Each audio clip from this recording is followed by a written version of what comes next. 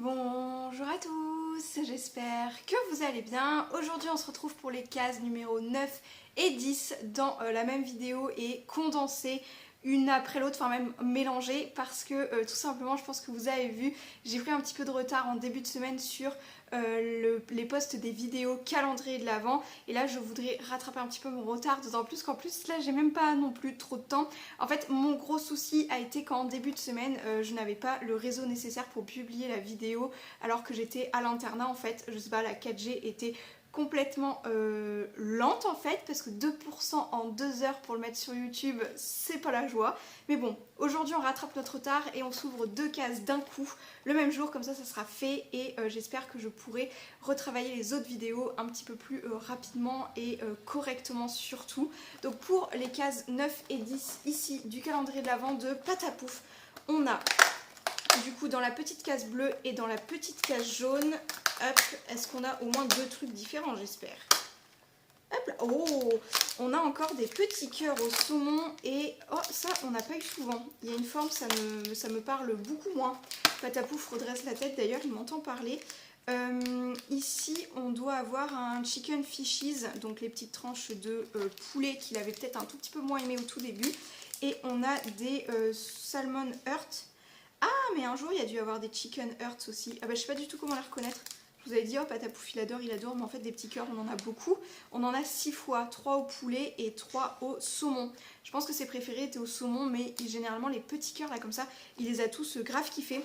Donc très contente, je vous fais des close-up comme d'habitude aussi et on en donnera un par un à Patapouf quand même, on va pas abuser non plus. Ensuite, on fait crescendo au niveau taille des calendriers de l'Avent. Pour ma part, pour les chocolats célébration, on va avoir le numéro 9 en bas, juste ici.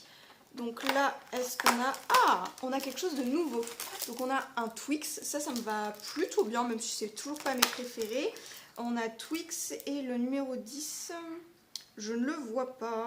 Ah si, le numéro 10 est là, j'avais pas du tout vu la case. Oh, yes. Et nous avons, ça c'est un bon jour, c'est un très bon jour, on a un Galaxy Caramel, mon préféré. Je vous l'ai dit, trop bien. Ça, nickel, c'est parfait. J'avais bien vu bouger. Là, il y a un petit coucou. Ensuite, le calendrier de l'Avent des princesses Disney, donc case numéro 9 et 10. La 9, c'est une très grande case. Elle n'a pas du tout la même forme que celle qu'on a déjà eue précédemment. Et nous avons une fleur de douche, donc toute rose, toute mignonne, ok. Et la numéro 10, elle est ici, c'est un petit style galet de bain, je pense, ou un truc comme ça. Les cases sont de plus en plus compliquées à ouvrir. C'est des petits stickers. Ok. Maintenant, il faut que j'arrive à les décrocher de leur case parce qu'ils ont l'air hyper bien collés. Non, j'arrive pas à décoller la case. Hop là! Nickel. Alors c'était hyper compliqué, mais je pense que c'est des petits stickers genre pour les ongles ou... Non, peut-être pas pour les ongles, non, parce que c'est vachement gros pour que ce soit pour les ongles. Mais c'est des petits stickers, je sais pas où c'est qu'ils vont aller, mais ils sont tout petits, tout mignons. Mais on a quand même Pocahontas, Jasmine, Ariel, Réponse et Cendrillon. Pocahontas, on la voit pas beaucoup pour le moment, donc franchement, c'est super sympathique. Et pour la petite fleur de bain, elle est toute mignonne, toute rose. Elle sent grave le plastique par contre, donc va falloir faire un lavage quand même. Oh punaise, ouais, elle sent grave le plastique par contre, et le même plastique que le calendrier de l'Avent en fait. Alors, tant qu'on est à parler de Disney, je ne vous ai pas montré les 2 figurines 9 et 10 des calendriers de l'Avent. On a un beau duo, à savoir Donald et Daisy. Donc franchement, c'est beaucoup trop chouette. Vous allez avoir une autre petite case pour la case numéro 9. Un petit Kinder Maxi, c'est ça? Voilà. C'est pas un Maxi, c'est un Kinder. Non, c'est un Kinder tout court. J'ai pas vu, il y a des dessins de Noël. Ah, il y a des dessins de Noël. Il y a un petit Père Noël, des petits bonhommes de neige et tout. Trop mignon. C'est cool. Voilà, parce que j'avais acheté quand même un calendrier de l'Avent Kinder à Chérie. Et tant qu'on est à parler de nourriture, on va enchaîner tout de suite, nous, avec le calendrier de l'Avent des Gustabox. J'ai d'ores et déjà vu la case numéro 9 qui est ici. Donc, on n'a pas encore trop ouvert de case du bas. Donc, hop.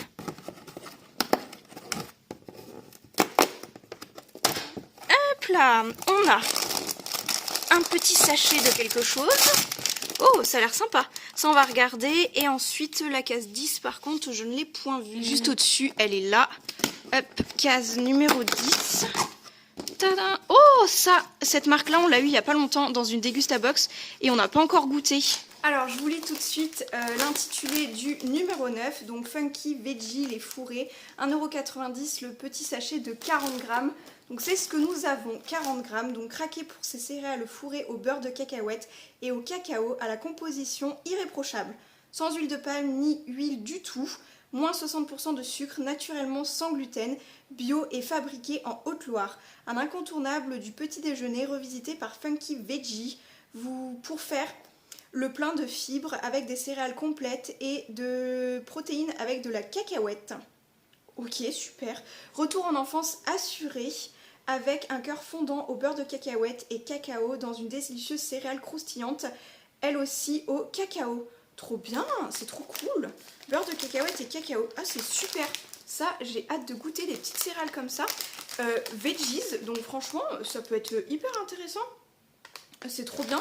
C'est trop cool. Donc pour 40 grammes, la petite portion, là, c'est 179 kcal.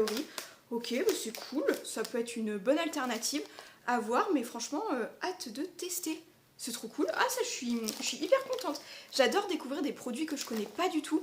Donc là, franchement, c'est meilleur calendrier tout court pour ça, en fait. C'est trop bien.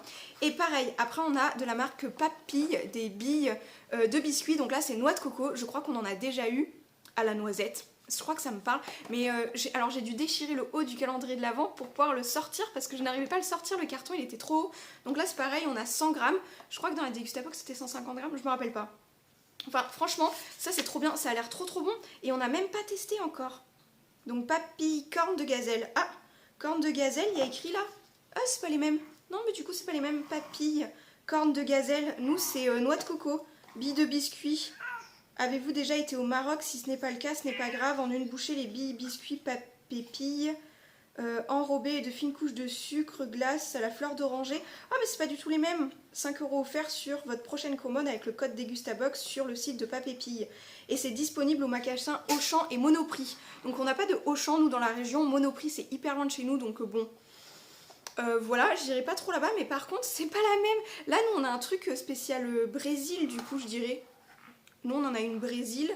Et en fait, à la base, là, c'est Maroc, corne de gazelle sur le dépliant. Ça fait la deuxième fois qu'on n'a pas exactement la même chose que ce qu'il y a sur le livret. Donc je sais qu'il y a eu du retard dans les calendriers de l'Avent Dégustabox. Donc est-ce qu'ils ont fait un remplacement parfois de produits similaires parce qu'ils en avaient plus version du calendrier de l'Avent? On verra, mais en tout cas, je suis très contente parce qu'on kiffe la noix de coco. Donc ça nous va bien quand même, franchement. On dira rien sur ce produit qui n'est pas tout à fait le même que sur le livret. Allez, je vous lance une petite vidéo bonus pré-filmée également. Comme ça, là, j'attaque mes cours directement, j'enchaîne. Là, j'étais vraiment pressée par le temps pour cette vidéo-là, mais je suis très contente d'avoir pu terminer de la filmer à temps et j'espère qu'elle vous plaît tout de même. Et on a Ouh là là, Patapouf qui veut faire un câlin. Bah oui, on t'avait pas vu dans la vidéo. Bah oui, t'es jaloux. Voilà. On est parti aujourd'hui pour une nouvelle recette. Donc nous on est des grands adeptes de la quiche lorraine, on en fait assez régulièrement et à l'approche des fêtes on en fait une un petit peu style tarte au saumon. Donc là j'ai 150 g de saumon fumé, enfin je pense oui saumon fumé, moins 25% de sel, donc il est plutôt pas mal celui-ci. En ce moment il y a quelques promotions donc ça peut être sympathique. 70 g d'emmental râpé, du poivre, des herbes de Provence, 20 centilitres de crème liquide et 3 œufs, ça sera la base de la garniture de la tarte. Et j'ai une pâte feuilletée qui est en train de préchauffer dans le four, voilà. Je pense que je vous ai déjà présenté dans un vlog la façon dont je fais une quiche lorraine, je pense. Là, vous allez voir, je la fais à peu près exactement de la même façon, sauf qu'à la place de 200 g de lardon, nous avons 150 g de saumon. Voilà. Donc, on va verser la crème ici. Hop. Alors, je fais de la pub pour aucune marque, hein. C'est juste que j'utilise ces produits-ci habituellement, donc je ne vais pas changer et cacher la marque pour là. Hop. On va casser nos 3 œufs. On va mettre dans la boîte en attendant. Hop. Et le dernier. Voilà. un petit peu de poivre et un petit peu d'herbe de Provence. Voilà, donc on va commencer par battre ceci. Voilà, et forcément la touche finale de la garniture, c'est le saumon. Donc on va l'intégrer dedans et ensuite on remettra à cuire toute la tarte dans le four. On est parti pour le découpage. Je vais garder la même fourchette, hein. De toute façon ça va aller dedans. Alors je vais le saccager. Alors comme je veux des tout petits morceaux, je vais en faire un peu de la chiffonnade. Voilà, j'ai pas besoin de trop réfléchir à la taille des morceaux et tout. Je veux juste des petits morceaux, donc je coupe. Alors la pâte à tarte, je ne l'ai pas fait préchauffer énormément. En fait, je l'ai fait préchauffer en même temps que le préchauffage du four, afin que le saumon puisse cuire un petit peu aussi et que la pâte ne soit pas trop cuite une fois que je l'aurai enfournée en fait. Enfin, une fois qu'on fera la cuisson finale, tout simplement. Je la secoue juste un petit peu pour la répartir et elle me paraît pas mal pour aller l'enfourner. Voilà le résultat une fois sortie du four. Elle est trop belle. Ouais, elle est trop belle. Et elles sont très bon. Tant mieux. Elle me donne très faim là tout de suite maintenant. Eh bien on va la couper. Oui. Je vous la remontre une fois bien coupée parce qu'elle est trop belle. Et voilà pour cette vidéo, j'espère qu'elle vous aura plu même si elle a été un tout petit peu plus courte que les autres, quoique ça fait quand même 2 cases de calendrier de l'Avent et une vidéo de bonus.